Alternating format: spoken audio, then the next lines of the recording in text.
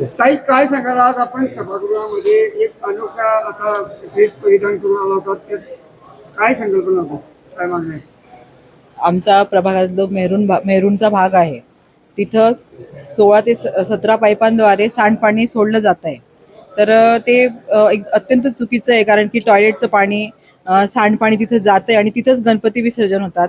तर मागच्या वेळेस उपमहापौरांनी तिथं भेट दिली होती. आम्ही त्यांना तक्रार केली होती. त्याप्रमाणे ते आले, पण अधिकारी तिथं हजर होते. त्यानुसार कामही सुरू झालं, पण ते काम खूप संत गतीने चालतंय. आणि दुर्दैवाची गोष्ट अशी आहे की आमच्यातलेच काही झारीचे शुक्राचार्य आहेत की त्यांनी ते काम थांबवून ठेवलेलं होतं. तर मला आयुक्त साहेबांना मी आज विनंती केली की आपण लवकरच गणपती उत्सव येतोय, दुर्गोत्सव येतोय, तर त्या पार्श्वभूमीवर आपण युद्ध पातळीने लवकरात लवकर आदेश देऊन हे अंडरग्राऊंड ड्रेनेजचं काम पूर्ण जर करून घेतलं, तर जे दूषित पाणी मिसळतंय आणि ज्याच्याने थोडं कुठेतरी गणपती विसर्जनाला गालबोट लागेल, हिंदूंच्या भावना दुखवल्या जातील आणि तलावही दूषित होतोय त्या सांडपाण्यामुळे. तर सगळं याच्यावर एकच उपाय आहे की लवकरात लवकर अंडरग्राऊंड ड्रेनेजचं काम करणं.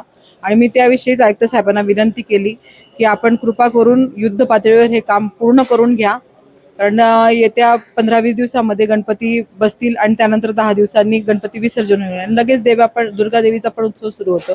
तर या पार्श्वभूमीवर मी त्यांना विनंती केली की आपण हे काम लवकरात लवकर पूर्ण करा.